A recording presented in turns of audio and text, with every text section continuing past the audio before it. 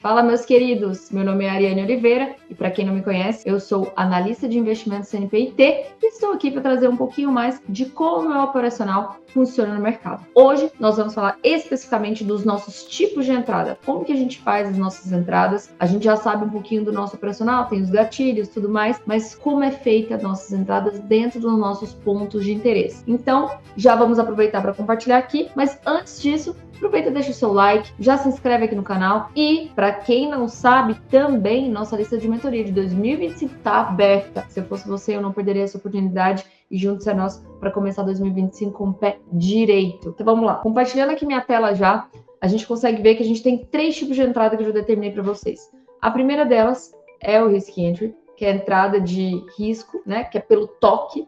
A segunda delas é Confirmation Entry, que basicamente é quando eu tenho pelo menos uma mudança na estrutura micro para que eu possa entrar a favor da estrutura macro. E a terceira e última delas é a que eu mais gosto, é a OTE, que ela tem o melhor payoff. Se eu estiver correta naquela entrada, ela vai me pagar muito mais, vai me pagar 3, 4, 5 vezes o meu trade. Então vamos lá basicamente explicar o que é cada um delas. Bom, então antes da gente continuar aqui, eu vou fazer uma recapitulada básica aqui para vocês do que a gente viu até agora aqui e quem acompanha a gente no canal já percebeu.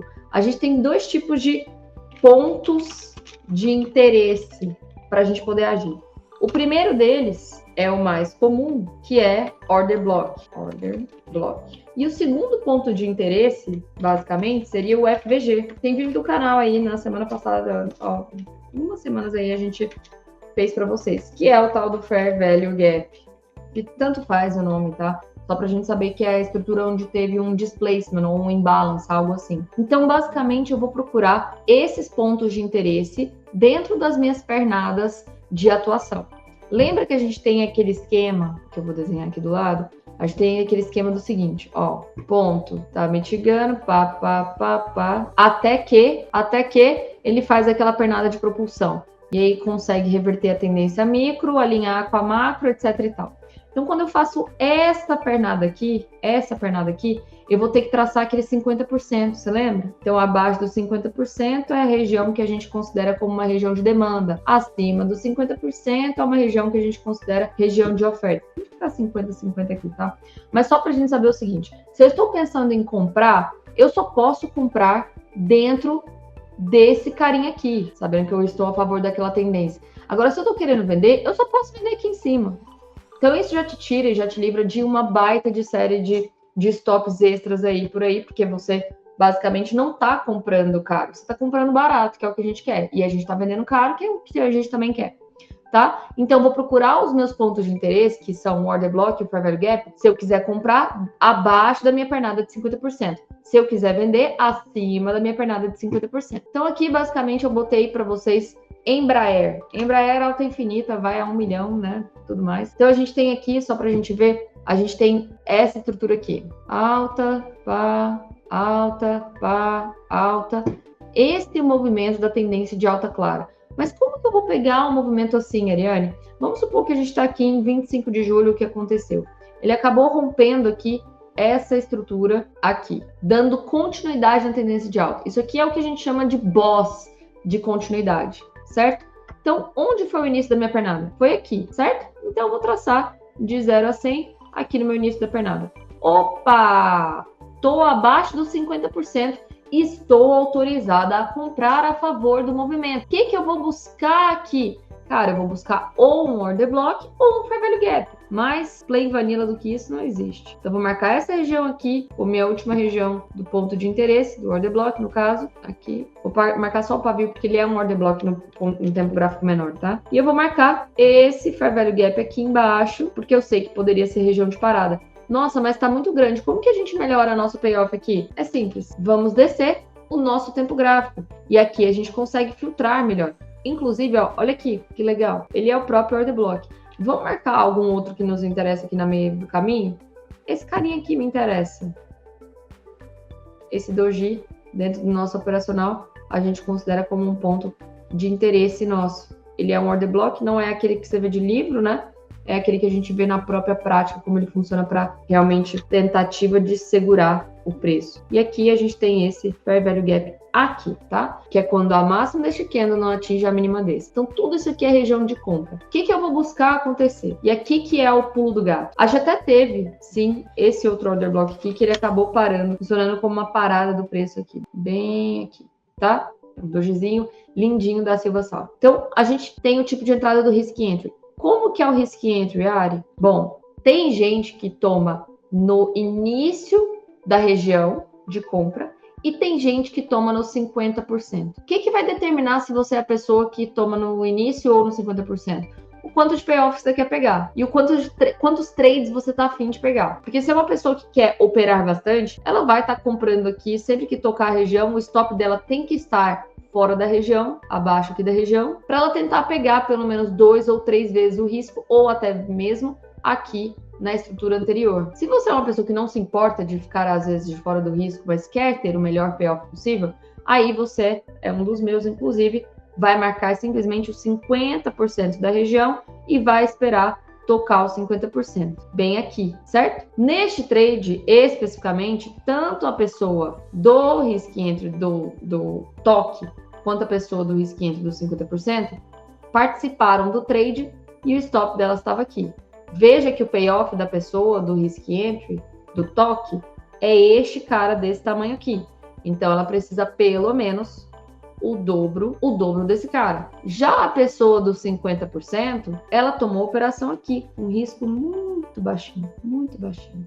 Então, ela vai ser paga antes do tempo do cara que entrou no toque. Inclusive, se ela sair no mesmo alvo final do cara do toque, ela vai ser paga aqui 3, 4, às vezes 5 vezes. Então, por isso que nessa hora, você precisa começar a definir qual é o seu perfil. Se você não liga de ficar fora do trade, tá tudo bem, tranquilo. A gente não é aquela pessoa que sai correndo atrás do trade. A gente espera o trade vir até nós, se ajoelhar, implorar, e aí sim a gente toma a posição. Então, essas são as duas formas de Risk Entry. Lógico, aliado dentro do nosso operacional, aí sim, você vai ver se tem o MACD com a divergência que a gente quer, se o RSI está no ponto legal. Isso não interessa, tá? Isso simplesmente eu estou mostrando para você qual é o tipo de entrada que a gente poderia fazer, uma vez que tem o nosso gatilho. Tem a pessoa que gosta de entrar pela manipulação, que aí seria, no caso, nesse sentido. Ela esperaria estopar isso aqui, faria um candle estopando, e quando ele fechar dentro, aí sim a pessoa faria a tomada de posição. É o terceiro jeito de entrada, que é a manipulação em cima do order block. Neste caso de Spring, a gente costuma ver que o movimento acaba se pagando, na grande maioria, somente 2 vezes o risco. Então, essa pessoa aqui, que ela já vai entrar menos, porque ela só vai entrar quando tiver a manipulação. Essa pessoa, ela poderia estar buscando aí uma média de 2 vezes o risco, porque mais do que isso já é algo um pouco mais difícil. Só que note, a pessoa que entrou no risco do top, bem aqui, e a pessoa que entrou no 50%, vão ser estopadas aqui. Ela é obrigada, as duas, elas são obrigadas a entrar na manipulação. Porque a gente entende que tem 3 formas de uma região ser mitigada. Vamos relembrar aqui um pouquinho? Quais são as formas de mitigar uma região? No toque da região. O segundo, nos 50% da região. E o terceiro e último, na manipulação. Então, essas são as 3 formas de a gente mitigar uma região. Muitas pessoas falam, quando você considera já um order block que ele não tá mais válido, um POC que não tá mais válido? Depois que aconteceu tudo isso, tá? Então, aqui é a forma de entrada do Risk Entry, da forma que a gente falou. A pessoa poderia, inclusive, estar buscando a estrutura superior, sabendo que ela é uma pessoa que opera de zona a zona, que é a zona de maior demanda até a zona de maior oferta, tá? Tem essa modalidade. Vou pegar agora um exemplo sobre confirmação. Peguei aqui o gráfico de SUSB3 no diário, né? Quando a gente dá um dezoom assim, é um gráfico que não tá subindo reto, né? Tá meio que lateral. Mas não importa tanto a tendência aqui macro, tá? O que importa é a última referência que a gente vai estar pegando. Então, ó, um modelo aqui. Então, o que a gente consegue ver aqui? Uma estrutura de topos e fundos descendentes, até que, de fato, a gente consegue fazer essa pernada de propulsão, a gente recua até aqui e consegue, de verdade, romper o que antes a gente chamava de key level, porque isso aqui é o key level do diário, key level de baixa, do vendedor. Era ele que estava mantendo a posição de baixa. Enquanto não revertesse esse movimento aqui, eu não teria uma tendência de alta. Então, isso aqui era o key level diário. Então, a gente viu que teve esse rompimento. Vamos pegar aqui a pernada de propulsão, que foi a pernada de rompimento dessa estrutura. Pá, tá? Então, eu vou aguardar ele voltar a 50% para tentar comprar. Só que ele chegou muito próximo e foi embora. Parará, e continuou fazendo a tendência de alta dele aqui, infinita. Rompeu uma nova estrutura aqui, ó. Rompeu uma nova estrutura aqui, parará, até que, bum, ele cai de uma vez. E eu tenho certeza que a grande maioria dos amigos vão estar olhando este cenário aqui e falar assim, tendência de baixa infinita, vai a zero, acabou para SUSB 3. Quem tem Suzano se lascou. E não é bem assim, porque se a gente for olhar para o histórico do gráfico, é isso que a gente se torna um analista do que já se passou no gráfico. A história do gráfico conta muito. É igual aquela questão lá de... Eu lembro muito bem quando um hambúrguer no McDonald's era 99 centavos. Os anos foram se passando e o preço aumentando. Mas eu sei que se um dia bater em 99 centavos, cara, eu vou encher o meu carrinho de hambúrguer. Porque eu vou entender que, puta, tá muito barato. E aí eu tenho que comprar. Então, se o cara tá querendo comprar SUSB 3 aqui em 54, 56 reais, por que carajos? Porque carajos eu não vou querer comprar SUSB 3 a 47? Me conta. O que aconteceu? Acabou a empresa? Alguém sai roubando a empresa? Então, é por isso que a gente tem que ter essa memória do preço. Uma vez que o preço faz essa despencada aqui, onde que ele cai? Finalmente, ele deu o ar das graças abaixo do nosso 50%. E o que eu tenho aqui? O que eu tenho aqui que poderia estar me atraindo para essa região? Ó, o primeiro cara que eu vou falar para vocês, ó, assim, é muito notável que ele vai tentar segurar o preço, é esse dojizinho aqui. Quem me acompanha aqui no canal sabe o meu amor infinito por dojis. Porque o doji, o que ele representa, na minha opinião? Ele representa aquele jogo do War, que o cara lutou, o comprador lutou absurdamente, gastou todas as balas, e o vendedor também, eles fecharam no empate. Ninguém ganhou. A próxima atacada é o cara que vai ganhar aquele território. E o cara comprador ganhou aquele território, ele deu aquele pá, espancou para cima. Deu aquela porrada para cima. Então ele tem a memória que ele ganhou aquele terreno. Ele não vai entregar tão fácil. Então é por isso que ele vai defender muito aquela região. E aí é justamente onde a gente vê que o preço acaba parando. Bem aqui, na região abaixo de 50% me autorizando a comprar. Ah, Ariane, mas quem comprou aqui foi estopado. Quem comprou aqui foi estopado. Se colocou stop muito justo, foi estopado. Mas aí o cara teria sido obrigado a entrar na manipulação, que é aquilo que a gente comenta. Vamos ver se teve manipulação pelo menos 60 minutos. Se teve no 15, aí é muito sacanagem, né? Que aí a gente teria que entrar pelo terceiro tempo gráfico. O que é possível, mas beleza. Foi um sweep que a gente costuma falar. Isso aqui foi uma varredura de liquidez. Ele não chegou a fechar abaixo da região. Quem deixou stop curto, infelizmente, se lascou. E aí a pessoa, se não pegou pela manipulação dos 15, que deve ter acontecido, pegou pelo rompimento dessa estrutura. Vamos ver se pelo 15 acabou acontecendo. Aqui, ó. Nó, que tradeaço, hein? A pessoa esperou fechar abaixo do order block, acima do order block, e ela tomou a posição aqui. O stop dela... Nossa, que stop curto. Aqui. E aqui ela poderia decidir se ela ia querer sair a 2 vezes, né? Que tá mais do que top. Ou se ela ia ter a entrada pelo 15 minutos mirando um diário. Porque se ela tá mirando o diário aqui, meus amigos... Se ela está mirando o diário aqui, ela tem que ir pelo menos até o último topo. Onde está o último topo aqui? Aqui. Que tradeaço, hein? Bem bonito, 20% aí.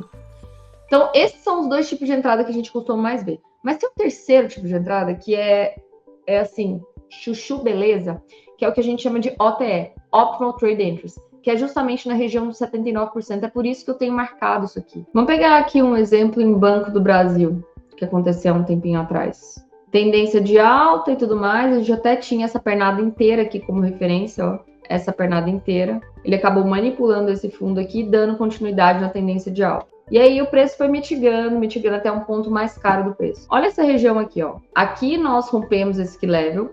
Essa pernada aqui agrediu o key level. Essa aqui, ó. Essa. Pá. Qual é o início dessa pernada inteira? Olhando pelo macro. Aqui. Certo? Aqui. O que a gente vai esperar o preço acontecer? Bom, já esperei ele agredir a pernada aqui. Já esperei ele agredir essa pernada aqui, ó. Pá. Rompeu o meu key level vendedor. Pá. Voltei até a minha região de 79% dessa pernada inteira. E eu simplesmente toquei ela. E aqui o 79% você tem duas formas de fazer. Ou você vai marcar o order block dentro da região do 79%, que aí no caso você não teria pego o trade, que é esse aqui. Esse é o cara que mais me chama atenção aqui. Ou você pode fazer diferente. Assumindo que você acredita nessa tendência de alta, que isso aqui foi somente uma mitigação, tem muita gente que acaba pegando o toque dos 79%. O stop tem que estar aqui abaixo. Você pode ser estopado inúmeras vezes, mas pensa no seguinte de quando você acertar. Se você acertar uma entrada dessa, o seu alvo é pelo menos no topo que gerou toda essa pernada, aqui. Então olha o seu payoff se você fizer somente isso. Pelo menos sempre mais do que 3 vezes. Então se você acertar o movimento, você já vai levar 3 para casa. Se você errar o movimento, você perde 1. E essa é a conta de expectativa matemática que a gente sempre tem que fazer, tá bom? Então esse é o exemplo que eu mais gosto e eu costumo usar bastante, principalmente quando eu vou operar futuros. Eu marco sempre essa região de 79% e busco os meus pós mais interessantes. Eu espero que você tenha gostado deste vídeo. Se gostou, já deixa o seu like, compartilha com os amigos, se inscreve no canal e te vejo na próxima mentoria.